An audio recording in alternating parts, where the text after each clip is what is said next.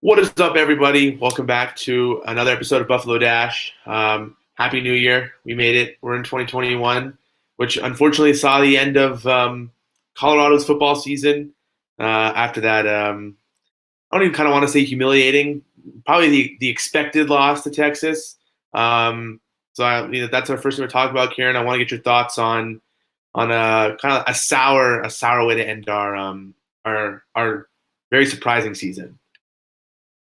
Yeah, I mean, so it was indeed sort of not the note that I think CU wanted to go out on, and it definitely sort of capped off a little bit of a deflating end to the season with with sort of the controversy surrounding the Pac-12 championship.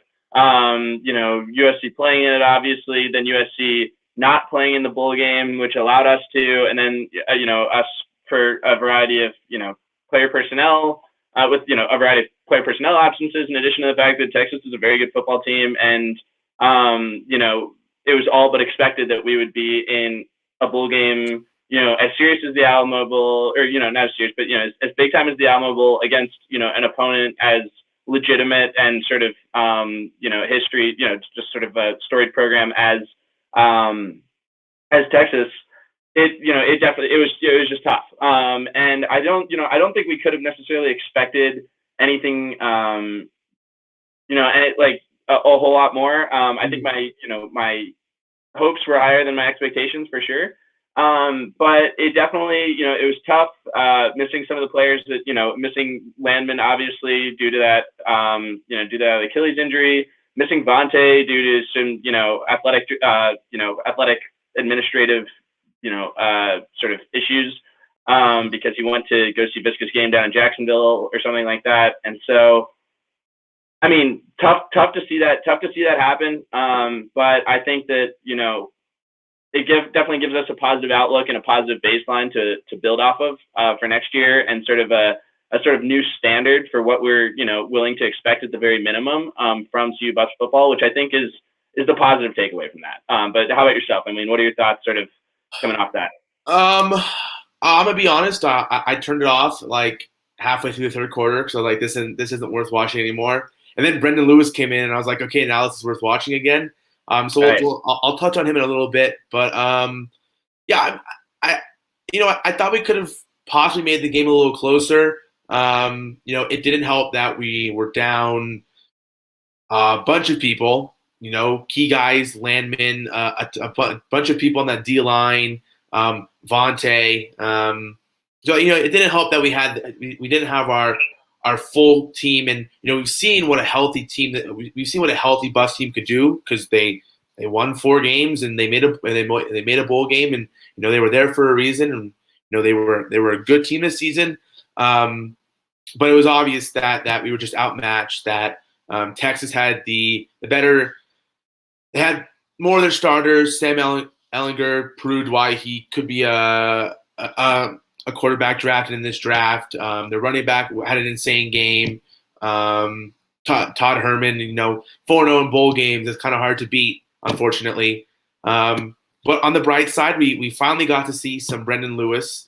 The thing me and you have been asking for all season finally came into fruition, and I was more than impressed with his performance, and he really showed his potential and why he can be, 2 years from now, he could be the best quarterback in the Pac-12. I know you were tweeting during that game, and you were really high on him. I want to hear what you thought about his performance, and what gives you confidence going forward that he can be the guy to really turn this program around. Yeah, well, I think while Sam Neuer provided all of he provided the low key sort of reliability that we could have reasonably expected from Sam Neuer. Given the fact that he wasn't, he didn't. I mean, we've talked several times. He didn't play quarterback for several years. Or I guess just really sort of like 1 year officially didn't, but was a backup, then a safety, etc. Didn't really play a lot of snaps at quarterback for the Buffs. So I think that as much as we could have expected from him, he delivered sort of the basics, and that was and that got us to where we did this season, and all the credit and thanks to him. Yeah. But I think that what Brendan Lewis proved during that game is that he is a truer quarterback, and sort of, he's coming off a senior high school season and stuff, then, and having to, earn his stripes sort of in practice and things like that in order to get those snaps, in his home state of Texas for that bowl game was, it showed in his he was just dialed. I mean, the kid, he's got an arm, he is mobile, he's a quick dude. All things that we sort of knew about him coming into this, but I mean, obviously we weren't able to even see him really play any practice snaps because of just the way that the football teams had to sort of remain pretty isolated from media and other things just in all of their practices and stuff like that. And so for him to play his first snaps of his college career, in the Alamo Bowl against a very good Texas team of all teams, and to be he scored on his first drive. And his first drive, taking snaps for the Buffs, he scored. And so I think that was a smart tactical sort of move on Karl Dorrell's part to sort of throw him into the deep end of the pool, if you will, against competition that's as stiff, if not stiffer, than anything that they're likely to face in the conference next year.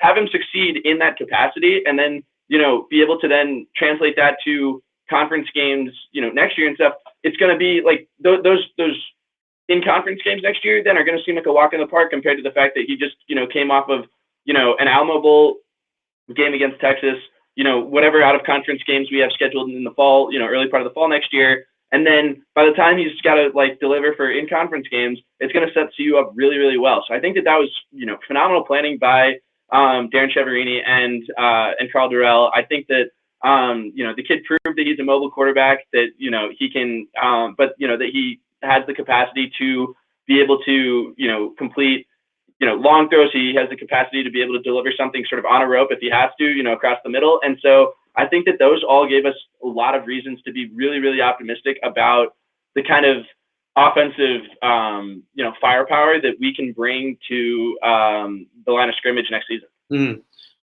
I agree. I think this was the perfect opportunity for him to, like you said, throw him into the fire. Me and you during the season were like, we'd like to see him in one of the Pac-12 games, just to see get his feet wet. But the fact that he averaged almost 5 yards more than Neuer on his pass attempts, he was just behind Broussard in rushing yards. He rushed for a touchdown. He averaged 8.1 yards per rush. He had that huge 44-yarder. Like you said, it shows the untapped potential that this kid has. We've seen that we have guys in the wide receiver core who are going to develop into a great wide receiver. We've seen guys in the secondary, and we knew that Neuer wasn't the option long term because obviously he only has 1 year left if he chooses to come back. And Lewis was the guy who we knew was going to be the guy of the future, but we just didn't know what we could expect from him. And if he showed us anything in the Alamo Bowl, and it's that he's the real deal. He's who we were taught. He's who he was, projected to be. This is why we wanted him to be the starting quarterback in the beginning of the season. Like you said, Neuer did exactly what he needed to do. He got us farther than anybody predicted. If he comes back next year, I think that could be a really, really interesting quarterback competition between a guy like Neuer who proved that he could do it, but definitely had some flaws, and a guy like Lewis who is young, talented, and definitely can give Neuer a run for his money in that quarterback room. And, this isn't a bad issue to have. Two guys who can play the position well, who can lead this team to wins, who can make bowl games, who can start contending again in the Pac-12, who can start contending again nationally. But I'm really impressed by Coach Cheverini and Coach Dorrell that, they realized that, this wasn't a winnable game. Let's give this guy some reps. And he went out there and did all you could ask and more. So I'm really excited to see what happens. He set the baseline for what he can do minimum, and I'm just really excited to see what he does when he gets into real games and really gets a chance to shine and truly prove that he can lead this team into great things. Yeah, I totally agree. And I think that, talking about Brendan Lewis's, the sort of success we saw from him in the snippet that we did during this Alamo Bowl game kind of brings us, pretty nicely into our second, topic for today, which is that we have, a lot of players returning. We talked about how young this Buffs team was and how that was going to be, an adverse thing that we were going to have to face during this season, right? But what we do know is that we've had this successful season now, unexpectedly successful, and then a lot of we're not a team that is graduating, half of our roster or whatever, and having to then refill all these kind of spots. That we have a lot of guys returning to very key positions, and then ultimately, if you look back on this year, while we had some seniors step up in some really, really important ways, that that wasn't at all sort of a team that relied on our seniors or players that are declaring for the draft next year. And so I'd like to hear what your thoughts are, and just in terms of what can who can we be excited about to see next year, and what can we expect given the fact that players also have this extra year of eligibility from the NCAA and things like that. So what do we have to look forward to? I think that offense, we saw, especially that receiver core, because we saw a lot of the freshmen step up. Guys like Brennan Rice, guys like Vontae Chenault, really prove that they can be playmaking wide receivers and truly give our quarterbacks talent to throw to.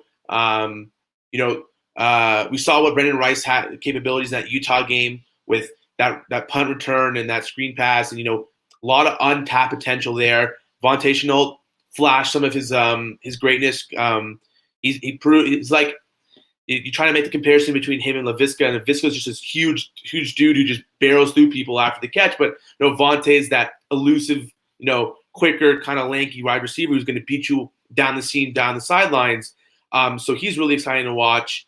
I hope Brady Russell's going to come back next year. And if anything we saw from that UCLA game, unfortunately he got hurt and couldn't play the rest of the season. But he's a guy who you can really depend on in that red zone. And when you have 3rd and 8 and you need a guy to go 10 yards downfield and catch a ball, he's reliable. Like we just said, Brendan Lewis, he proved that he could be the next great quarterback, not only in the Pac-12 but in the nation. He's got the legs to do it. He's got the arm to do it.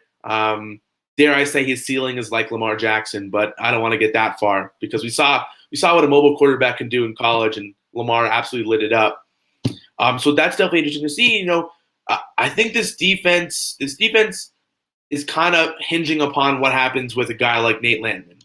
So obviously, like you said, they get an extra year of eligibility, and if he doesn't get injured, I think he declares for the draft. But I truly think he's coming back next year. He's going to recover. He's going to get better. He's going to get stronger. He's only going to come back and play. If he even plays at half the amount of talent he did last year, he's still going to be the best linebacker in the Pac-12. And we've discussed how he's just absolutely got shafted on every award list and every first team, second team ranking list, like we said last show. But him coming back next year with the departure of, I forgot the guy's name, but that incredible defensive talent from USC, he can truly be the best defensive player in the Pac-12 and really make a case for being the best linebacker in the nation.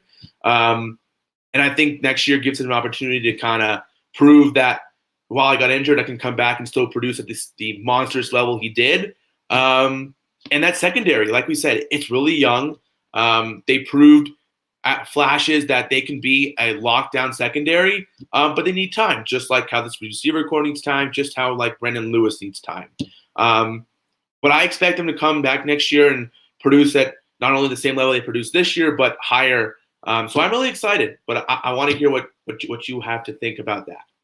Yeah, so I think that in these key positions we have some, we saw some kids step up in enormous ways, just as you said. I think that there's a couple, spots at which I saw, from either just true freshmen or, people with essentially freshman eligibility, just a lot of bright sort of future from. And the first of which is obviously Jarek Broussard. Not obviously a freshman in terms of his class, but is, it was his first year playing college football. I would expect to see him back next year, hopefully, just given the fact that he only has 1 year of playing under his belt after a couple ACL surgeries, and I would think that perhaps NFL teams would want to see just a little bit more of a resume, a proven resume from him, and show that this year's not just a one-off year. In which case, he's going to be obviously an enormous person for Brendan Lewis to be able to rely on next year. Brendan Lewis, as we've talked about today, obviously, shows a lot of sort of like just hope, at the quarterback position, something that we've, has been a spotty position for the Buffs for, a number of years now. The wide receiver core, it's a young, talented wide receiver core, as you mentioned with Vontae. My only concern with Vontae is that he does seem to have, teetered with a little bit of sort of just like, administrative trouble this year. And so if he can, and I write some of that off to the fact that, it is his first year in college and things like that. There's a level of maturity that comes with, stepping into playing, college football at a new level and having to realize, where sort of prioritize where, you're needed and where, your loyalty is to and what that requires from a responsibility perspective. And I think that I'd like to hope that he'll figure that out. And once he's sort of able to do that and not necessarily be out for games such as, the Alamo Bowl, and then because he chose to do something from a personal perspective that sort of let some of his teammates down, I think that then, he obviously has all of the potential to be, the same sort of impact player that Viska is. Obviously, he's a different type of player, but, he has that, just super quick sort of finesse, like wide receiving style, where, he could burn some guys, downfield and be a go-to option really for Brendan Lewis. And then on the defensive side of the ball, I think one of the people that kind of has gotten overlooked a decent amount this past season, but the kid is just phenomenal, is Christian Gonzalez, the cornerback, true freshman this year, stepping into, having to step into a pretty important role for the Buffs and managed to play, some really, really lockdown defense. And I think that if he's the kind of person who, we've seen with Surtain with Alabama, right? That cornerback who, the kid, like, nobody throws on his side of the field because it's like the kind of thing where he's just that much of a threat. If Christian Gonzalez becomes the kind of defensive player where, like, he takes away an entire side of the field for our secondary, that is going to pay dividends longer term in terms of our being able to, kind of just elevate the level of our defensive play. And so I think that obviously, it would be great to get Landon back. It'd be great to get Carson Wells back, in those, in their respective positions. Mustafa Johnson, it's kind of like not everybody's sort of declared for the draft yet. Part of me wouldn't be surprised if we see Mustafa Johnson, declare. And at the same time, getting him back obviously would just add layers of sort of veteran experience to the CU Buffs defense that, we've talked about this year has established itself to be one of the, one of the top defenses in the conference, and, with players that were worthy of national recognition over the course of the season. And so I think that, returning those younger players, though, to those key roles is going to be enormous for the Buffs. And I think gives Buffs fans a lot of reason to sort of renew their faith in the sort of the potential of CU Buffs football, because these guys have proven that they're capable of playing at the highest levels. And that's an enormous change for the Buffs compared to what we've seen in previous years. So, I think we can expect next fall for, Folsom Field to be packed really with kids who, with people there to see these kids perform at the highest level of football. Yeah, I have to agree. I think you mentioned about the renewed hope, and I think that's a really good segue into our final topic. And the question is Colorado here to stay? I think they are. I think Carl Durrell came into a program, like we've discussed, that was in turmoil, that had a messy breakup with Mel Tucker, who really didn't do anything with Michigan State this year, and you kind of like to see that. And he came in and he really turned that program around for the better. Like we said, a program that has just been stuck in mediocrity over the past, truly 20 years. that 2016 year was, kind of a fluke, and it helped that we had Philip Lindsay and a stacked wide receiver core and a good defense, all guys who are now playing in the NFL. But I think Colorado's here to stay. I think that Coach Durrell set the baseline this year that a winning season is a minimum, a bowl game is a minimum, and anything other than that is great. But if we don't have a winning season, if we don't make a bowl game, in our eyes, it's a failure. And I think that there are players on this team currently that have the capability, and the talent to do it, and give him time to get his own recruiting class in, and give this team time to prove that they're back, and they're going to start getting 4-star recruits, and then they're going to start getting 5-star recruits, and then they're going to be the best recruiting class in the Pac-12. And oh, wait a second, Colorado's back on the map like they were in the 90s. So are they here to stay? Yes. The one caveat is you got to give it some time. Obviously, Durrell still has to get his first full recruiting class in. Really try to get a full year with his players. We saw the promise that this year showed us that this team is here to stay, and it's going to stay for a long time. Give him some more time. Give this coaching staff some more time, and this team is going to be back on the map.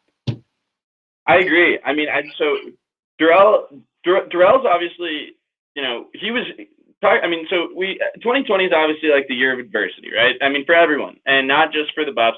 The Buffs, for the sake of talking about the adversity that the Buffs faced as a program, we've talked before about how Durrell was forced to take over this program sort of in February, on the heels of Mel Tucker's departure, sort of abrupt departure, not be able to interact with it, like literally spent a week on campus closed down because of the coronavirus pandemic, had to go months without being able to really sort of get to, interact and develop a, sort of bond or relationship and develop that sort of trust that's necessary to build a program with his players and with his coaching staff and things like that.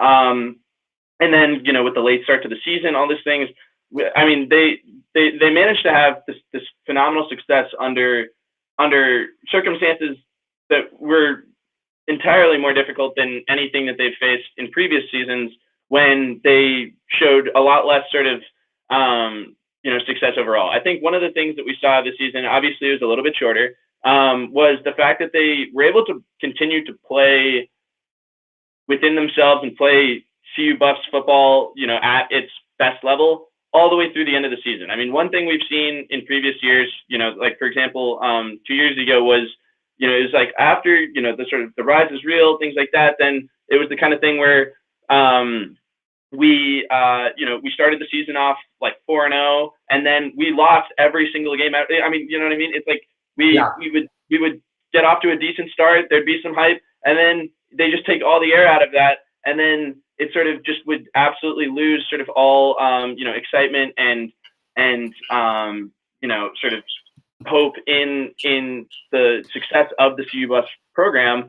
And that was, I mean, it was demoralizing to see as a fan and stuff. And it, by the time then the next season would roll around, fans would sort of be ambivalent about being, super into CU Buffs football and stuff. And what Karl Dorrell managed to do in terms of earning his players, trust and sort of coming in with this, his like low key sort of even kill style, and managing to just sort of, in his own quiet way, develop a program that has new expectations for itself is remarkable. And I mean, our friend Brian Howell over at the Daily Camera, Boulder Daily Camera and stuff, Ralphie Report, he's an awesome reporter for the Buffs.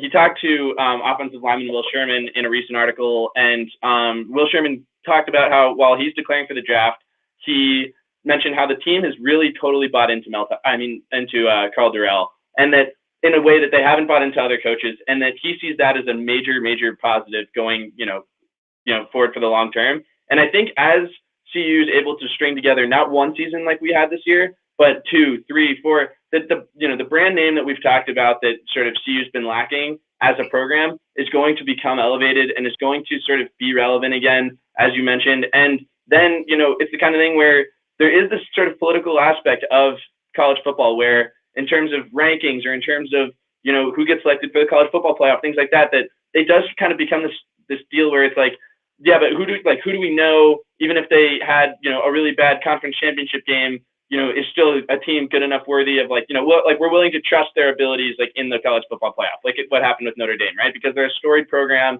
and they have that sort of brand recognition versus some other programs like a Coastal Carolina who went undefeated but then didn't get any, weren't even in close consideration. And so it's the kind of thing where the Buffs are on their way. They've taken a massive first step to redefining themselves on a national, stage. And I think that's going to, I just think that's going to compound over the course of the next couple of years. And there's no reason to see that it wouldn't. And it's going to yield enormous long-term sort of benefits for the team. And so, just waiting to see just what one full season, can look like for the Buffs. I can't even wait, because it's just I would love to just see what this team is capable of stringing together in just, an entire, 12-game season plus bowl games, etc. Yeah. It's exciting. It really is. It's like you said, the 2016 season, all that hype around it, yeah, sure, we got blown out by Washington in the Pac-12 game, and we got blown out by Oklahoma State in the Alamo Bowl, but there was promise to it. And then 2017, went 5-7. 2018 went 5-7. 2019 went 5-7. It's it's like the mediocrity, and we've become so accustomed to it, and we expect this team to get our hopes up with a winning like last year when we crushed Colorado State. We beat Nebraska in overtime, and then we lose to Air Force, but then we beat a ranked Arizona State team, and it's like, well, is this team good? Is this team bad? It was just so mediocre, and we were like, oh, okay, this team's gonna break my heart again. And like you said, the players have bought into Carl Durrell's system, which if you take anything away from this season, that truly could be the biggest thing, is that players are trusting that this guy's gonna come in and they're gonna win football games, and they're gonna make bowl games. They're going to make the Pac-12 championship, and they might get blown out, and they might get blown out in the bowl game. But they're proving that they can get there. And like I said, if you wait long enough and you prove that you're a good team again, you're going to start getting better recruits. You're going to get the 4-star recruits that USC would have gotten. You're going to get the 5-star recruits that Alabama would have gotten. And you're going to get back to that level like you were in the 90s and the early 2000s, that you were competing every year for that #1 ranking and that national title and that coveted New Year's Six bowl game, that Rose Bowl, that Cotton Bowl, that Orange Bowl, the bowls that good teams play in every year. There's a reason why we see Alabama, Clemson, those teams play in the New Year's Six every year, because they constantly get good recruits, they win football games, they win their bowl games. Colorado can get there, but you got to give it time.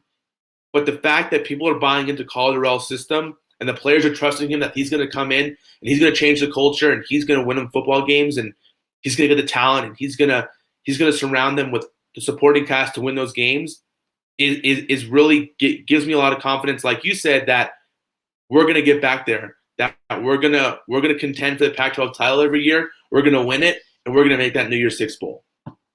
I agree. And I think the reason why it's worth focusing so much on, I know we've been talking a lot about Carl Durrell and his staff. Obviously his staff deserves all of the same sort of credit that he does, because he wouldn't be able to do it without the staff that he's managed to put together. But the one thing that stays consistent with college football, year in and year out, is the coaches, right? The reason players come and they graduate and they move on and things like that. But with the programs, the best programs in the country, the Dabo Sweeneys, the Nick Sabans, insert coach name here, they stay with their programs for a long, long time, and they're the ones who set the precedent for what that program's capable of. Mm-hmm. And Carl Durrell is the one who's really sort of changed that, which is why, this hire, which was so sort of, a quizzical hire at the beginning of the season. People didn't really know who he was. They knew that he had previously been an assistant at CU, previously been a head coach at UCLA, had been away from college football for a little while.